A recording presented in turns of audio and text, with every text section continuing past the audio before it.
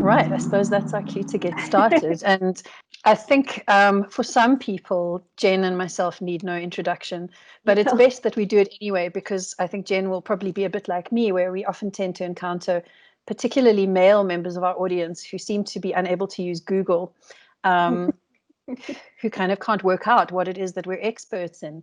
And it's fantastic to be able to chat to Jen today, because often our discussions relate to the nonfiction side of our lives, which is really not just about feminism and activism, but working with topics around gender-based violence.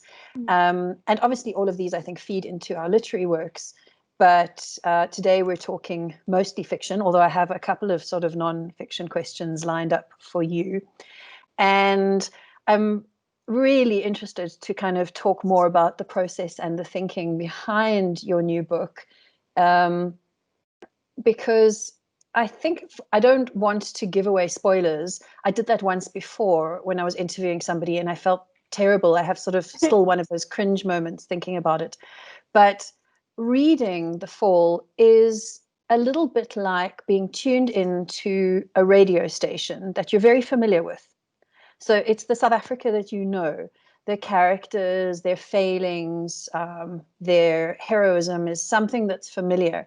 And then what Jen has done is she's changed the station by like 2 degrees. And suddenly you're not getting static, but you're getting this alternate version of the country that we live in, which is at the same time so familiar, but also has these strange, speculative, often slightly magical aspects to them. And you're never quite clear how much they're believed, accepted, or tolerated. And it's such a great exercise in world rebuilding, where you've taken the familiar and you've made it uncanny. And I wanted to ask you about that experience of sort of, where did this version of South Africa come from? And how did you start to populate this place and this world? Thank you. Well, I think I have a political mind by degree and by focus in my work. So I was paying attention to some of the stories that we were telling about our country at the time when the Fees Must Fall protests were happening. And one of those stories was that we were a very broke country. We didn't have enough money for education. And one of those stories was that our president was refurbishing his private home and putting in a fire pool, and stomachs in, chests out, and these very two opposing narratives of, we have plenty of money to spend on police brutality and refurbishments, but we don't have enough money to make sure our population has access to education. So to me, it was important to look at those narratives. I wasn't a member of any of the Fees Must Fall protests. I was employed at Parliament at that time. So I was also listening and hearing what a lot of the members of Parliament and the ministers who came to present at Parliament were saying about what this all meant. And I felt like I was living in sort of the twilight zone. Like, it was possible to hold these two very contradictory beliefs for them, that we didn't have enough money, but that we did have enough money for certain things. And so I think instead of laying it all out in what we were seeing in the news, was doing that already, I thought, what happens if I took this a little bit further? What happens if, we had enough money to actually buy magical creatures from somewhere else? And what happens if we had enough money to, get a police force that wasn't quite real or right, but that still enforced the same brutal laws that we had been doing? So it really was an attempt to twist, to use the very far extreme to show what was actually already happening in a real way. But the story came to me through voice. It came to me through the characters. I was walking home one day, a couple of months after the students had come to Parliament and been very forcefully ejected. And this voice came into my head that said, something terrible is going to happen, and I need to tell you about what this thing is. And I got home and wrote Thuli's chapter, which is the second chapter in the book. And then I was like, okay, she has very strong opinions, but so do all of us. We all have an idea of what these protests mean. The strongest opinions are coming from the media, or they're representing some of the very strong opinions. We've got politicians who all have their say. In my first draft of the book, I also had a lecturer at the university who had his strong opinions, but I realized in the third or fourth edit that those were actually my strong opinions and probably no one needed to hear them. So he exited. But yeah, I think I wanted to show what we were already seeing, and just twist it so that it could be a bit clearer, even as it was magical.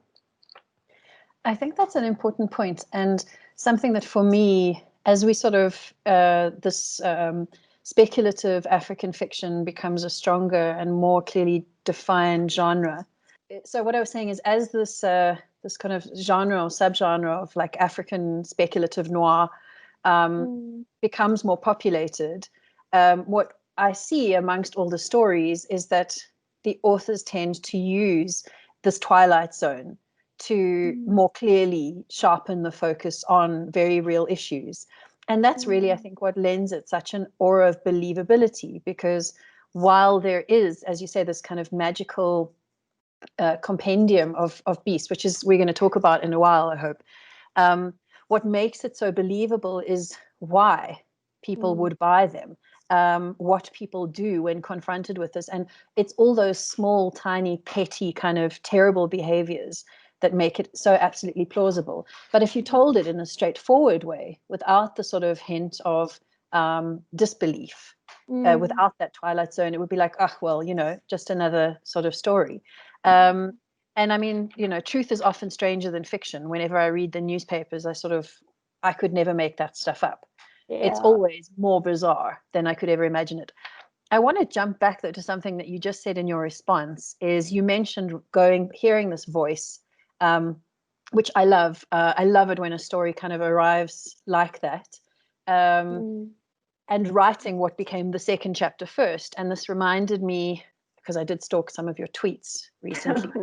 I think you shared a tweet from, I think it was Margaret Atwood, or where a writer had sort of tweeted to her and said, I can't get through this first chapter. I keep on writing and rewriting the first chapter, and I can't move through to the second. And she said, just move to the second, because sometimes the first chapter goes away. So I like this idea that you wrote the second chapter first. Yeah. So once you had the voice of Thuli clearly in your head, how did you establish the other characters that would be, I mean, you mentioned who you excluded, which was the you, but how did you establish who else would need to tell the story? And you also tell the story in a particular way. Like when I was studying film in the last century, as my children like to say, which is correct technically, is that, you know, you're always told you have to have one character's point of view or multiple points of view. And you really do. Each character gives you their voice and their points of view. So how did the other characters develop from Thuli's voice? And who did you decide could stay in, and who else did you cull? I knew that Thuli had to tell someone about the thing that she had seen. So in my head, I thought who would be a trustworthy person to tell. And I have very much faith in our media, though many people love to disparage the traditional media. I have a lot of faith and value in their role in South Africa in keep helping us keep a track of what the hell is going on quite a lot of the time. So the journalist appeared as someone that she would need to tell. And then she had seen that another student there was possibility that he was going to get killed. So I knew that he existed because he needed to be the person that she was worried about. And I knew that she needed to have a conflicted relationship with him. Like, she didn't want anyone to die, but she didn't really feel like he was someone she could save by herself. So I think what helped me to develop a lot of the characters was the idea of the fall. What was the fall for each of them, and what types of fall do we use in sort of popular English language, like a fall from grace, you know, a fall down a rabbit hole, that type of thing. And so I made a sort of list of who were the people who were having an opinion on this. Obviously, our protests heavily affect our politics. And because the students took their protest to the seat of power at Parliament, it felt necessary to use that as a place where other characters would emerge. I was in the background as a parliamentary staff member at that time, but there were also other different types of people who worked there and who all had very strong opinions that we talked about often and almost throughout that whole time. So the background staff member arose.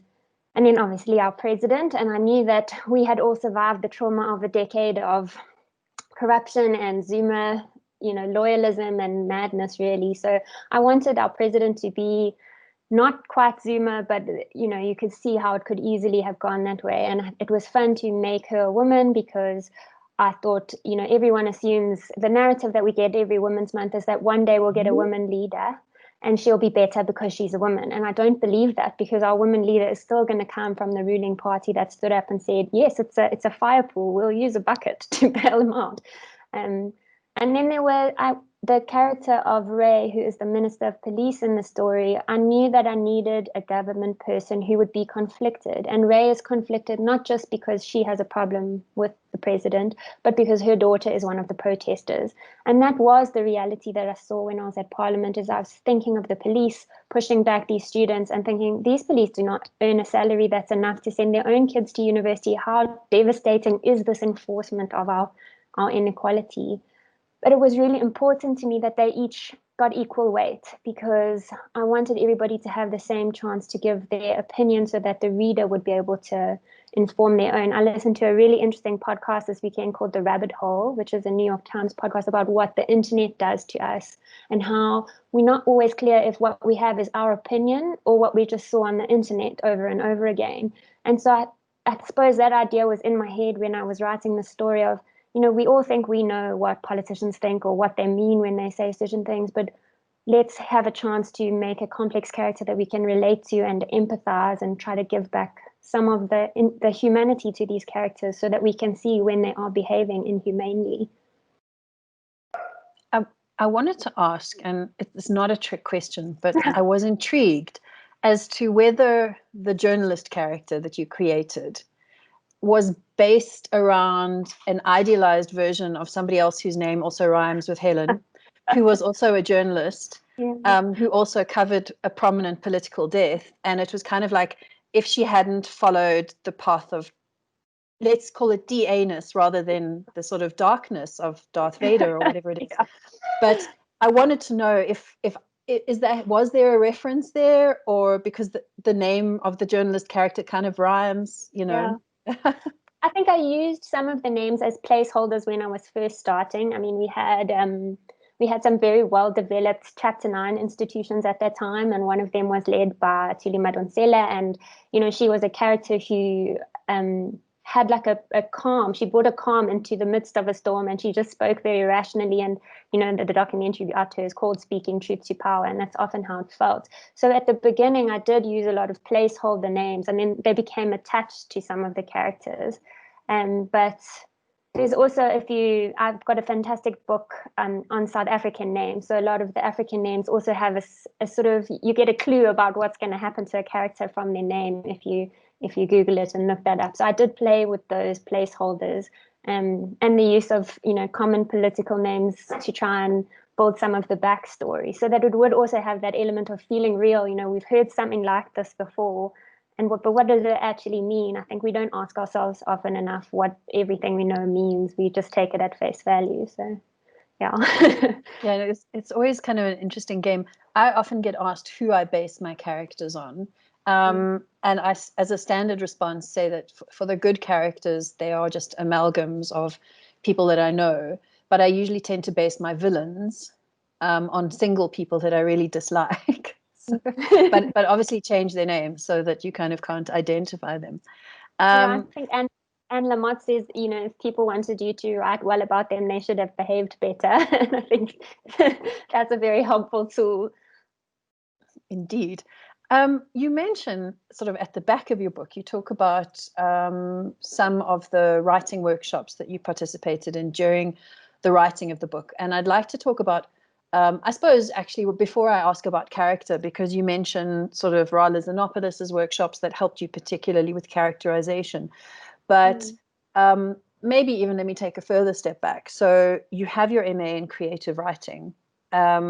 In addition to sort of your day job. And I want to discuss from a writing perspective, what was the process of the academic study like in terms of contributing to your broader sort of literature, because obviously this isn't your first novel. and allowing you to sort of develop the kind of voice that you wanted. And then, so maybe if we could just talk about the MA first as a process, because I think people are always interested. Is this something that they should pursue? What did it help you with that, you know, couldn't have happened outside? And then after that is to kind of discuss the more recent workshops that you attended and the people that you kind of worked with and associated with, and how that also developed or helped this book specifically. So if we start, you know, first at university, and then we'll move on to the workshops. Yeah, I decided to do the MA because I am a person who likes to spend money before I will allow myself permission to do the thing that I want. So I had been writing, you know, nonfiction opinion journalism type of articles for about a decade. Now, at the time when I started writing The Peculiars, I was living in a city that I wasn't happy living in. I would spend a lot of time sitting on park benches and writing. And doing the MA was a ticket out of what I didn't like about my life. And what I really got value from was the class participation, from getting used to people giving me feedback on my work, from getting used to people hating what I had written and just not getting it at all, and developing a bit of a thicker skin and a backbone about what I did believe was working. And, you know, I really found that part of the MA very helpful. The UCT MA was very small. We were only 12 in a class. So it was also nice to have a sort of intimate setting to discuss your work that felt a bit safer. It was, you know, it was an expensive enterprise. I don't know that I would encourage, I definitely don't think you need to do an MA to be a writer.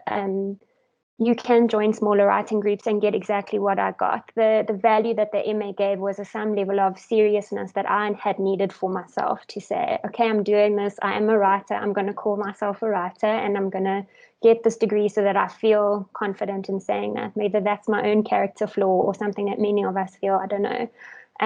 There were many shortcomings of it. You know, the speakers that they got to come and speak to us were not representative at all. It was really disappointing from that respect. I think we did have some very interesting talks, but the main value was just giving myself the time and dedicating that, you know, that level of commitment. Yeah, and then that was where I wrote The Peculiars, and then with The Fall I was all by myself, and it was such a different experience of, you know, I had some sort of background toolkit that I was still using, but when I had done my first draft, it was clear that there was stuff that I hadn't yet discovered about my characters, and that was clear to a reader. So some of the newer workshops that I went to were really for that purpose of doing stuff like character interviews, doing stuff like, you know, if this, then that, you know, why would someone behave in that particular way, looking a bit at psychology and theory of character development. So the UCT MA didn't have any of that. I hadn't done a literature undergrad. My other background is in politics. I didn't have any of the, you know, building blocks of writing. I went to this high level where everyone assumed I knew, you know, what were the 7 types of story and, you know, that type of thing. So the writing workshops on a smaller level, which were held in Cape Town and with Rala Xenopoulos and with Moira Fisher and Chantal Stewart, were other smaller groups where people would still take you seriously and listen to your writing and say, this isn't working. I didn't believe it because this, you know, yeah. That's, I think, very, very valuable. Also because there is either this assumption that you know everything and you don't need any help, or this assumption that you know nothing and you don't have a voice and you don't have an opinion. You mentioned when you were writing about the kind of the magical compendium, the creatures in your book, you mentioned also that you involved sort of crowd input there. And I'm interested as to how did that process work? And first of all, I have to say it was so effective in such a strange way. It was like, I'm loath to mention the name of the Harry Potter author because you're nothing like that, but it was completely as invented and as magical as any of the creatures or beasts in any of that type of book, and yet it was made local and made somehow believable, where you almost had to stop and say, oh, maybe there could be something like that. And it was, so how did you, and I mean, this includes, okay, this probably, you know, it's not a spoiler, but I mean, this includes creatures that glow in the dark and that exude sort of mind calming activities, and creatures that can lick you to death. literally. So they were at one point so magical, but also slightly plausible, just plausible enough to kind of really bring you into the story. And you would say, okay, I get it. And so the process of building up this compendium of creatures, which I would love to read, by the way, almost as its own book. So. I'll note to self. Yeah, that process had two parts. The first was when I was still on Facebook, I decided that that would be my fire pool in the story. That would be my completely mad thing that everyone was going to pass off as normal. And at that time, we were celebrating 21 years of democracy. So I thought, okay, cool, I'm going to come up with 21 creatures. Then she's going to pass it off as this is a celebration of our democracy. Look what I've brought the people of South Africa. So I put onto Facebook, does anyone have ideas for these magical creatures that I'm writing? And a few came in. One which I mentioned is the telepathic cuttlefish, for example. That was literally something that somebody on Facebook had suggested. And then the second part was when I left my job at Parliament, I left without a plan. It was one of those situations where you need to, that your truth is not to be in that job anymore, but you have no idea what comes next. And I began applying for writing residencies, hoping that I would get an answer from the creative gods. And I got accepted to 2 in 1 year. So I had saved enough money to go on one, but I didn't have enough money to go on a second. So I did a crowdfunding platform on, I think it was on GoFundMe, where people could donate to me going to the second residency. And if they donated X amount, I would name a creature using either their name or their surname. And then I started to use character elements of those people. For example, the butler bodyguard is my husband's uncle, who is the gentlest, kindest, most loyal person, but who's also, he will stick up for you if you need sticking up for. And so there was that type of playing with, he would lick you to death. He was gentle enough, but he would lick you to death. And then my, old-time family friends who live in Canada gave me some money, and they have these whippets, and so it made the Gowans link felt a similar equivalent in the wildness. But I also wanted there to be some sort of African creatures, so we've got the frieze lemurs, and I like the idea of the wasps just being this terrifying, wasps are scary because they can sting you over and over again, so it got to this extreme. So that was just really fun. It was fun to play. I think you must know this feeling. We do a lot of serious stuff for our job all of the time. And so you could take that into your writing on a very line by line level, but sometimes you have to remind yourself why you wanted to write in the first place. And it is to play and to create and to, feel the magic of what's coming out from the ether into your page. How do you... So, the crowdsourcing I'd like to talk about in a moment. What's the best way for writers to find out about different residencies? There are some obviously in South Africa. Okay, I'm not asking you to be the authority on this, but let's ask, how did you find out about residencies that were available and could be applied for?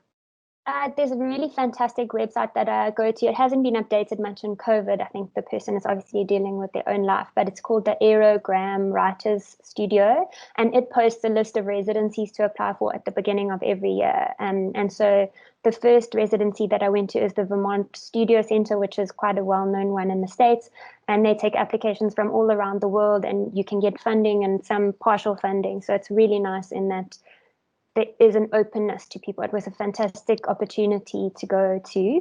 And the second one that I went to, I found on Res Artis, which is a website that literally residencies from all around the world can register on and list their upcoming deadlines. So anyone can go and have a look at that. I did post an article on my website a few months back that was, had a lot of background detail about where you can find more information and what to apply for. I think residencies are so fantastic because you take in a chunk of time.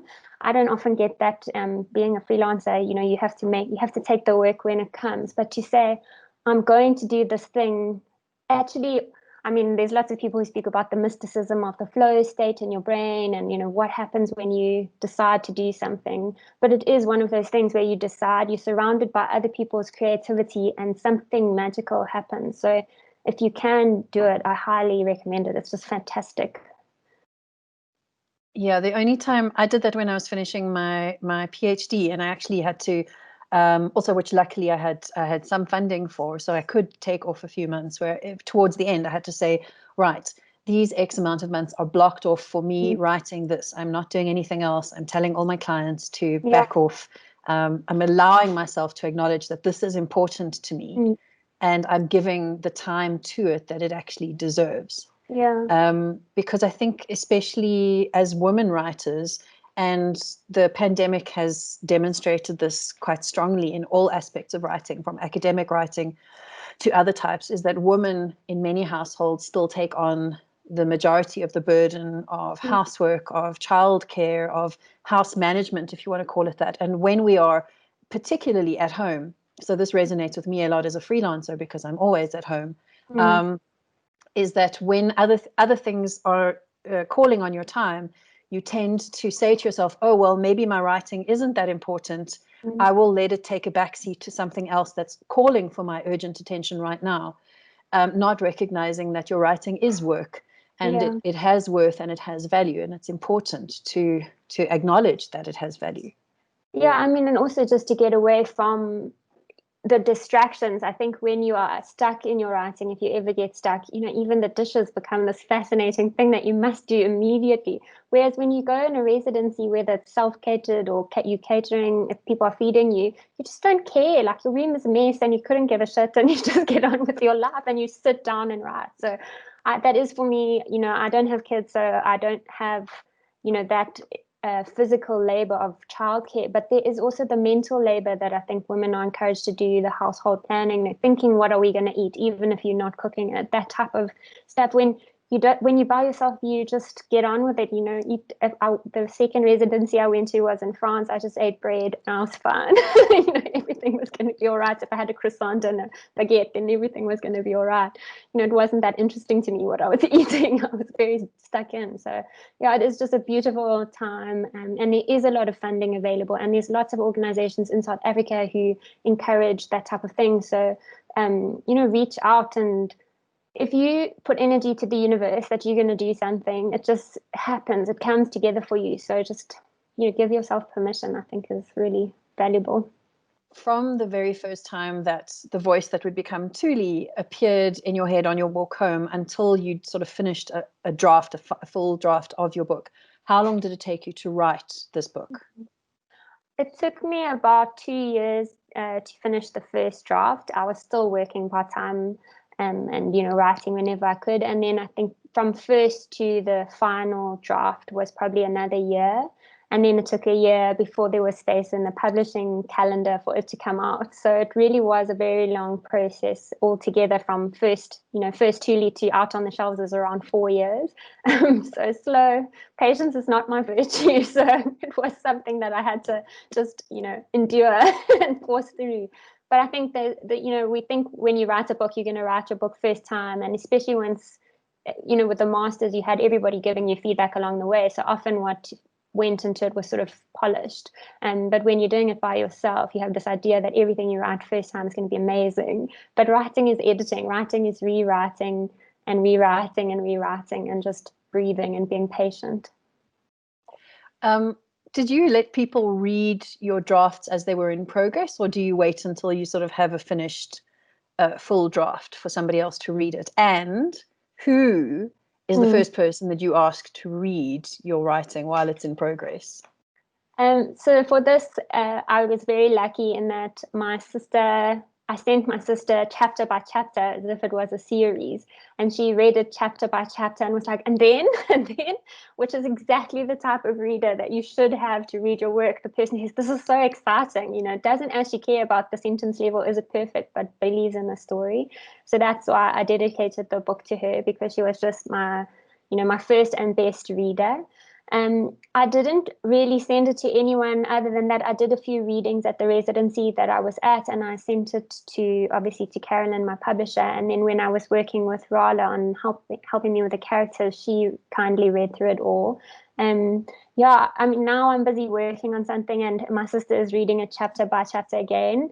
But I suppose the thing with showing your work to people is don't show it your work is so intimate and personal, even when it's not about you, that don't show it to anyone who you aren't willing to hold hard feelings against if they don't like it. And my sister and I have a robust relationship where she can say, this really didn't work, I hated it. And I could be like, oh, I don't hate you, but thank you very much for that useful feedback. You know, she's fantastic. I was so lucky to have her as my reader. I think that is truly excellent advice. You really need that robust relationship, because the worst is, okay, no, there's two worsts. The worst is you sort of you get somebody who just says, oh, that was lovely, and doesn't tell you why it was lovely, but doesn't tell you what was problematic with it. Or you get somebody who doesn't engage with the content, but says, you're missing a full stop on page 30, and it's like, I don't want to know those things. I want to know, did the names make sense, and was the murder mystery correctly sort of unraveled? I was interested while reading this, because during both of the Fees Must Fall, obviously I'm sort of in and out at Wits, and I'm usually not on campus myself, except for and especially this year, everything's been off campus. But remembering how different groups of students were dealing with the different protests at the different times. And for me, also a very strong distinction between the first and the second wave of the Fees Must Fall protests. But a lot of your characters are these students themselves. And so how did you, because the voice that you conjured up for yourself was the lecturer. So, and I remember having this very, very distinct feeling during the first Fees Must Fall protests at Wits, driving sort of home and seeing a group of students walking, preparing to go to one of the protests, and thinking how much I would love to join them, but then also remembering that I had to fetch my kids from school, and that I didn't have the right bra on to toy, okay? which is like such a 40-year-old, for me, like way of thinking. I was like, shit, I'm old, okay? This is because when you are in your 20s, you really don't worry about the kind of bra you're wearing, and whether or not it's going to allow you to protest effectively or not. And so I felt like that was the first time I really felt, wow, I am the old person on campus now. And the students were kind of this young generation. So how did you sort of discover and develop a student voice that you felt was authentic? And also sort of what do you think about students reading this? I suppose I started with my own university experience. When I applied to go to university, I had really strong academics, but very little money. So I had many student loans. I was an ISFAS student myself until they changed the criteria, and you had to submit both parents' income, even if you were only being supported by one. And I was disqualified on that basis. So I was very familiar with the day-to-day of people expecting that you were going to flourish based on one standard, and nobody noticing that you were like, unbooking your meals in arrears so that you could photocopy at the library and have that financial exchange. And so like these protests, I felt so angry with myself that we hadn't done this, that we hadn't been the ones to say, this is so unjust, this is really unfair. Why? That we were very, I suppose, comfortable with being expected to succeed and not willing to challenge the background narrative that we were like all financially secure and that's what privileged elites we were. So I had a lot of that like untapped sort of frustration with myself that I could draw upon. But I did I was at Parliament, I watched their body language, I watched the many feelings that I saw on people's faces, I watched footage, and we sat almost, as if we were watching a funeral, watching the protests that happened at the Union building and feeling all these stories, so very deeply, that like these students are being treated as, the way that people are fine with treating service delivery protesters as either an inconvenience or writing them off as these crazy radicals who just want to set fire to things. And so I drew on the other side of the story to build the students. I wanted people to see that these were people with very legitimate demands, like everybody else who protests in this country, that they've asked to have these legitimate demands met, and that they've been denied, that they've almost been gaslit into having their concerns heard, but then completely ignored. And, that I think is something that whether you're a student or a woman in the workplace, or, you know, a sex worker trying to get decriminalization, you know that feeling of frustration and anger, and also having to do this weird code switching of presenting some performative right voice in order to speak to power. So I tried to just work with those, you know, those experiences that we all have at some point in our life. I wasn't a student protester, so I never wanted to write a non-fiction about the fees must fall and be some authority on what it was like. I'm sure there's many parts of it that I just don't understand and possibly can't understand, but I can empathize with the feeling of having a legitimate demand and having raised it and having it ignored. I was the parliamentary staff member at the time when the head of parliament was completely corrupt. And a few months after fees must fall, we at Parliament went on strike and had tear gas and flashbangs fired at us and public order police removing us from the precinct. So I think, you know, we all think that it's not going to be us, because it's that thing like, you know, first they came for these people and I didn't say anything, and then they came for these people and then they came for me and there was no one to support me. I think we all know that story in South Africa, and the risk of not having these voices, it would have made the narrative useless, you know, just to talk for politicians and journalists to talk amongst themselves. So I hope that when students read it, that they see that I've tried to do justice to the cause, and that these are two people that they can relate, well, three student characters that they can believe in and relate to. I mean, I think that is very important, because there are issues that can emerge out of that are important to this discussion, because it does beg the question, why didn't we change things before? And in fact, I remember at the time, my very first year at Wits, which was 1994, being involved in protests there that were also about the exclusion of students who hadn't been able to pay their fees in full the previous year and had been excluded from being able to rejoin the university. And I was wondering, kind of, how long do we protest the same issues? And also feeling that the students at the time perhaps didn't have that historical perspective, where they felt it was something new, but these issues keep coming up again and again and again. But it also constantly raises the challenge, which is, if you're no longer a student, how do you support and acknowledge and see these protests? And works of fiction actually play a really important role in adding to that conversation, as much as works of nonfiction and documentary and those sorts of things, because they capture kind of a zeitgeist of aspects of the movement, which in years to come will be important references, not just good books to read. Because, like your sister, this is a very compelling book to read. You do go from, as you finish the one chapter, you are quite eager to discover what happens next.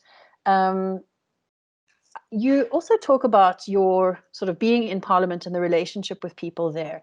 And I'm interested to know, because we often tend to foreground people who are participants in the middle of things as being sort of the primary protagonists or the victims. And we forget the trauma of being a witness. I'm interested about that. I think I was having a tough time at Parliament anyway. My job was as a gender researcher, which in the Zuma administration was basically being a constant thorn in the side, which is not an easy position to occupy. And there was definitely a turning of the internal dynamics at Parliament at that time, where there was trying to squash a sense of workers' rights and women's rights. It was a really weird experience. So there was a sense of being, you know, completely alienated from my workforce, but also of being complicit. You know, when students come and police push them out and you still standing on the inside, you felt responsible in some way, and you were like these people forcing them out. And that made me feel quite ill, but also very traumatic. It was a hugely traumatic time, I think, to be at Parliament. To be in South Africa, to be in the world. But I wanted to reflect some of the things, you know, with the character of Adnan, of how invisible you are to the politicians a lot of the time, how when you have a very corrupt and nepotistic system, people often trust the wrong person and ignore advice from really stable, neutral parties, which I think is many researchers experience at Parliament. And the same goes for journalists who are trying to, you know, ask the right questions. If you're asking uncomfortable questions at a time when everybody's pretending that everything is fine, you can be an easy scapegoat and an easy target for a backlash. So I just wanted to reflect some of those things in the character of Adnan, who's actually, quite a classic public servant in some ways. He comes in late, he leaves early, he's not really, working to his hardest. He's just a run-of-the-mill type of guy. And he gets himself into a situation where he has to decide how far he's willing to go, which was interesting to me.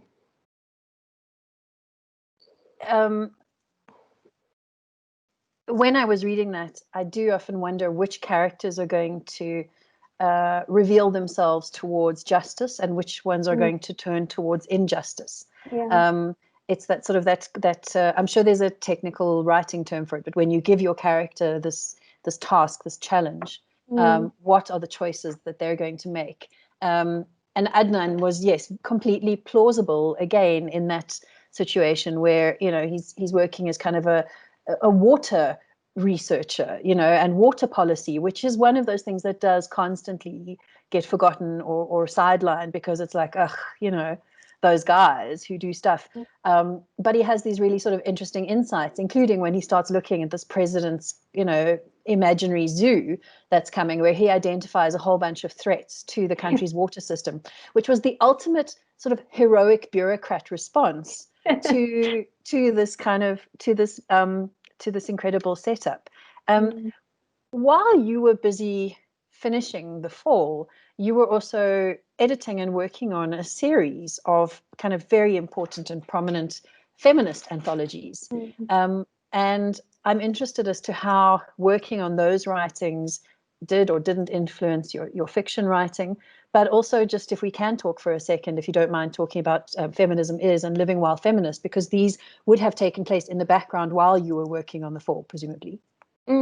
Yeah, they happened at sort of the same time. I sort of started writing The Fall at the same time as I started collating the Feminism Is essays, which shows you how long The Fall took. But they were fantastic in that they helped me, because in that role I was an editor. I was trying to look at helping other people to tell a story that they were trying to tell, which made me look at whether I was making some, classic mistakes of assuming my audience, or, assuming that people would understand what I was talking about, or giving too much detail when people could reasonably be expected to understand something. It's a fine balance. But they were also fantastic in hearing some younger voices. Some of the writers in Living While Feminist, for example, had come out of the Fees Must Fall protest, had been influenced by, the language that we have to describe gender politics in this country. So yeah, I think it was fantastic reprieve from, unburdening my soul onto the page and standing naked, which is what writing a novel feels much more personal than writing a personal essay. So they were also things that helped me keep with the commitment that I'd made to myself, that I was going to write and create in this realm. And I feel just so grateful to have edited them. They are beautiful. I love reading them. I love that every piece that's included in them, and they were just really fulfilling work to do. I think it's sort of becoming evident as a universal truth to me that if you want a novelist to do something, is make them write a novel and then give them a whole bunch of other tasks in the meantime. And exactly as you said, it's like at that point, washing the dishes becomes this magical distraction. So you're like, oh, should I quickly write another book instead of finishing the novel? Absolutely. I'm going to totally do that. So if you ever write again. it's the best. It's a good trick. So if you want to kind of convince yourself to get onto that other thing, just make it a side project from your novel. And then you'll definitely get there at some point.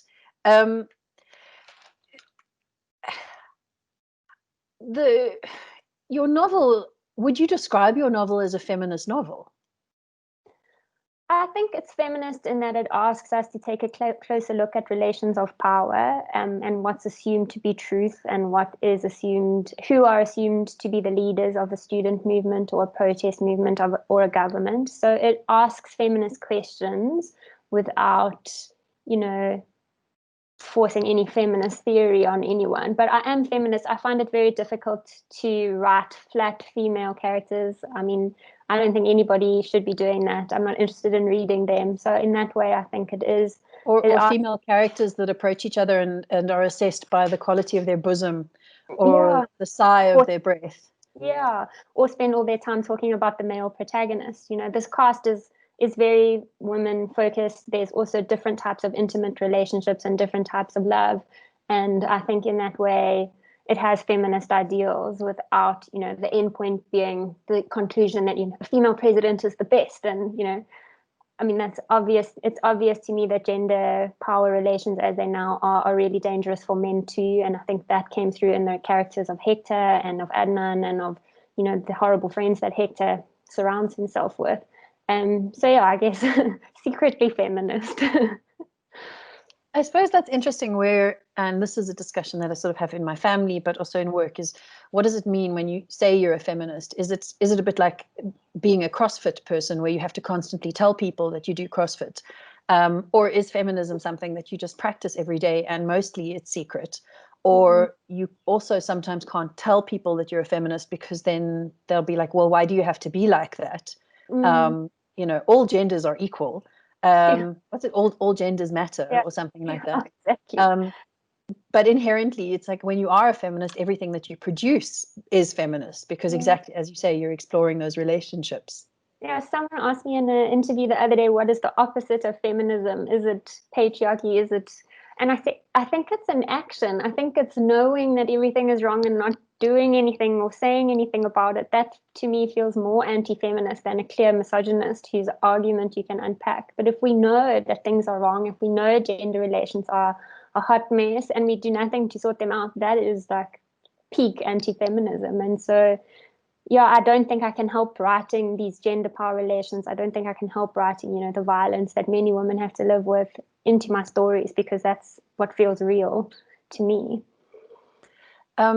What's been the difference for you in terms of, okay, obviously The Fall has just come out, but in terms of the process of writing your first novel, separate to being part of the MA, how it was received, okay, once the novel is out and you've actually got that little kind of square piece of paper in your hands and people are writing reviews. So from The Peculiars coming out to The Fall coming out, and obviously you've had your feminism books in between. Mm. In terms of you being the author, you've already allowed yourself to identify as a writer, but now Mm. allowing the public to sort of treat you as an author, how has that changed over the last couple of years? Yeah, I mean, I still feel very weird about it. I still, you know, it is the writing that feels most close to my heart in a way, even though it is making everything up.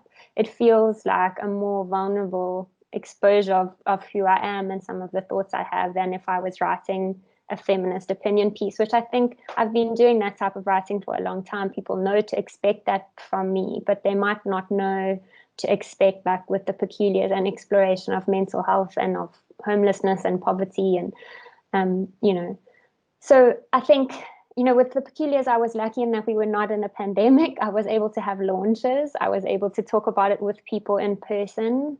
I think with The Fall, I was very nervous that people would reject it because I am and look like who I am and look like, and that it was a story about the student protest. But the reception has been really encouraging. I think I had an interview the other day with someone who gave so many spoilers, but he was so excited about it that I couldn't stop him because it just felt so nice that he had gotten what I was trying to do. And yeah, I think the thing with writing fiction is you just have to keep doing it. It's compulsion. If I didn't have to write stories, I'm sure I wouldn't. But I do feel like I have to. They live in me. They come to me. And, you know, Rala says something like, you know, if you don't write them, you go a bit mad. And that is genuinely how I feel when I'm not creating and writing. I think you begin to, I feel more confident in allowing that this is a legitimate pursuit, that this is something that I am allowed to do and can do and enjoy doing. And so, yeah, it's a lot about giving myself the permission again and doing that without paying a whole chunk of money for a degree or, you know, to go on some fancy writing course. Just to do the everyday staying at home and playing with a paper and a pen is, I feel so lucky. I'm reminded of, and I don't know if it was Elizabeth Gilbert, I feel like it was her at or someone doing a TED talk where she was talking about another female writer and the experience of the muse visiting you and Yes, how she would receiving. sometimes, yes, and how she'd Yeah, be like out in the field and like this poem would come to her and how she'd have to like run to yeah, catch the poem literally, and sometimes how she'd get the end of it and then the poem would come out like backwards. yeah. And it's so much a balance of allowing that inspiration to come into you, and then also forcing yourself to work when the muse doesn't come. Yeah, she said something valuable about showing up, like showing up for the muse. She describes a story where she and Anne Patchett had met, and she had started a draft of a novel, but then she had been through a divorce and she hadn't gotten to it. And then she'd sort of given up on the story, and she sat down for lunch with Anne Patchett, and Anne Patchett was like, I have to tell you about my new story. And it was almost her story, that like if we are vessels that stories pour into, if we don't show up, they're going to bugger off and go somewhere else. So you have to be there and be in service of the thing that you're creating. And I feel the characters in the fourth are very much real people for me. They feel alive. I think about them, and I think I do need to write more about them. They feel like people that I want to know more about. Yeah, I do have to say, it's not a closed-ended ending, right? I mean, I was almost going to ask you, how do you feel about resolving your book? Because that's always the challenge. Like, how do you make an end to a book? And also, when you live the characters, it did feel, as I said at the very start of our discussion today, like I was in a South Africa that I knew so well and so intimately, but was just slightly different to my own. And it was quite pleasant being there, even though some of the characters were messed up and there were really brutal police force and weird things going on in the background. It felt kind of good to be there. I don't know, maybe because everyone didn't have masks, but yeah. I mean, what I like about South Africans is that we go through a lot together, and for me, there's many downfalls to social media, but it is a place where you can do a collective eye roll. You can do a collective sharing of, did we all just see that happen? And that's how the story felt to write. It felt like doing documenting and archiving a collective eye roll moment in our history. And I think since then we've had several more of those that I don't feel like I have the right or capacity to write about from a non-fiction perspective, but I do want to explore them. And so fiction it's a nice way to do that. It's a way to say these are possible ideas about that time without trying to be an objective truth holder. Someone, I think it was Neil deGrasse Tyson, he's a science writer, and he said there's three types of truth. There's personal truth, political truths, and objective truths. And I'm not so interested in objective truth. I'm very interested in political and personal truths. And I think the story was a nice way to explore some of those. When you're writing, do you read? Do you read other people's books? Very little. I struggle to read other fiction when I'm stuck into a story. So I have long blank periods. I can read some nonfiction, and I can, spend a lot of wasted time on the internet. But reading fiction is very difficult because it feels like it's interfering with the narratives that are in my head. So when you finished writing, did you sort of allow yourself like a splurge, like I can read novels again? And so the question is, what have you been reading? Well, I spent this whole lockdown reading. Next year I want to start a project. I was hoping to start PhD studies, but COVID has really stuffed with my plans. So I want to read all of the books written by South African women since 1994. I have seen, and you're building a really amazing list of authors. It's a very excellent thing. A really long list. So I think I might have overcommitted myself. But now it's a good topic. because I have intentions of still doing that, whether it takes me the requisite 5 PhD years or less. I'm reading a lot of other fiction that isn't written by South African women, which feels almost like a betrayal. But I don't want to get jump started. So this month I'm reading a lot of Irish women's fiction. I've read Exciting Times. I've just finished Marian Keyes' Grown Ups. I'm now reading Emma McBride. So I've got like 4 Irish books lined up. But the thing is, it's hard to read and not try to steal ideas and not think, oh, they've done this thing and I really want to do it. Marian Keyes' book the most recent story tells the story backwards. You start with the moment of conflict, and then she takes you 6 months back, and you're building up to this moment. And so I do. It's hard to read just as a reader again once you've started writing. I think you, in the back of your mind, are always paying attention to stories. But I post my books that I read on my Instagram. with a little review, mostly because my memory is shocking and because I read so much, I often forget what I've read, and my husband gets so frustrated because he'll read something after me and tell me parts of it, and I'll go, really, did that happen? Because I've forgotten. I only know if I liked it or I didn't like it or it made me feel happy or sad. But I'm a reader. I think that's why I started writing, is that I love books and I love the escapism and the empathy that they build in us. So, yeah. A little bit about building your list of South African female authors that hopefully will become the basis of your PhD. And I mean, listen, there are worse, and more ambitious and impossible seeming setups. Every PhD should start off feeling, I think, slightly impossible. Otherwise, what's the point? I'm on the right track. Yeah. But what kind of prompted that idea for you? And how did you go about starting to build the list? And just so that everybody who's watching knows, is if you go to Jen's website, there's actually now a list of fiction works that have been authored by South African female authors and published by publishing houses. I think you're not including self-published. I've included them now, since people were very kind to help me. Okay, so that's going to be a very long list.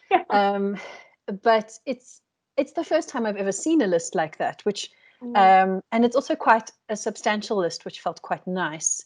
Although obviously not as substantial as it could be. But what gave you the idea to start doing that? I think I like data and I like lists, and I like having a project is probably something that people will think is true to my character. I love setting myself a little time-bound project. Even with the fall, I had planned to write 7 characters in 7 days. I lost 1 character, but kept the 7 days. So I like setting those sort of parametered explorations of creativity. I love South African women's writing. It is, like you say, so nice to read worlds that you feel like you've either passed by or could have inhabited. I don't think that we do enough to encourage people to read South African women's writing. This isn't a statement about quality or quantity. It's really that if you look at the lists now, I've included self-published writers because they were kind enough to sort of crowdsource that information amongst themselves, and people put me in touch with other people. And so I've included them. But if you looked at the traditional publishing list, it's really small. It's around 15 titles a year in a country of 58 million people, which explains why we've got such crap sales figures, because you're not promoting diversity of voices. You're not promoting stories that people feel familiar to read and are interested to hear about. So, feminist politics aside, that was one reason that I want to promote women's writing. I went to a lot of festivals and I was seeing a lot of men experts on panels, and I was thinking, this is nonsense. My life for the women or the experts were, that side of things. But so then I thought, okay, cool, I'll just email the publishers. They'll have a list. It'll be easy enough to make it. People must surely keep record of the things they've spent money putting out into the world. No, not so much. Because our publishers have all bought each other off or merged, or some have closed down, there's literally no record of this other than the National English Literary Museum has a list of books, but it's not divided into male or female. It's not divided into any useful demographic quantitative data that you could create. And then I got more and more and more interested in that absence of an archive, in the invisibility of people's voices, that we've lived 25 years I was doing 94 to 2019, so 25 years of democracy, and we are ignoring what fiction has done to tell those stories if we don't keep those lists properly.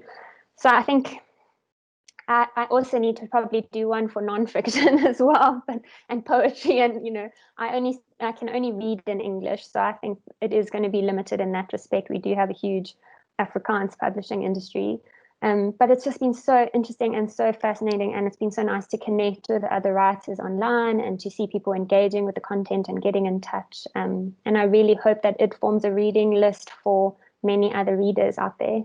Buy women's books, please.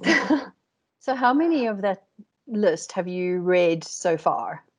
Oh, so I've got the list on my website, which is now the 5 years, but in my Excel spreadsheet that I'm updating in the background, I have all the way from 94, and it's over 1,000 books. And I probably have read maybe 200, 100 to 200, but I'm going to have to reread them because my memory is like a sieve. So what I actually want to look at is what women are women writing. I want to look at the women characters that come out of these stories, and do we see any engagement with freedom in South Africa from a woman's perspective, from the very clear legal rights compared to the lived reality. So it is going to require a closer reading than what I normally do, which is binge and then forget.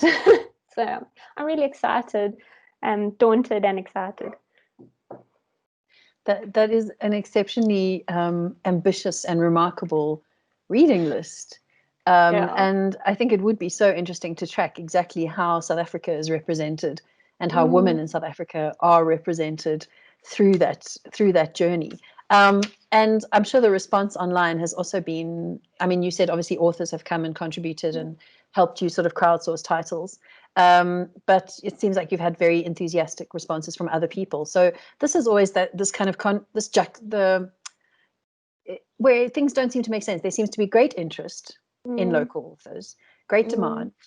But when it comes to actual sales and when it comes to people committing to preserving this tiny industry, as you say, there seems to be a massive gap, which is, I suppose this is the plea. This is the time where we make the appeal directly to audience, staring into camera saying, please buy local books, because I mean, no novelist makes any bloody money off their titles. Okay, we all work for 4 or 5 years sometimes producing something that often doesn't even earn back its royalties, which are very, very small to begin with. But the only way that will change is if people actually start buying our books.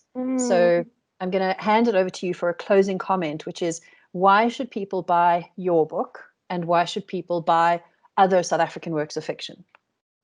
People should buy my book because it helps us to ask questions about the stories that we're told as truth and about the power relations that are normalized in the country.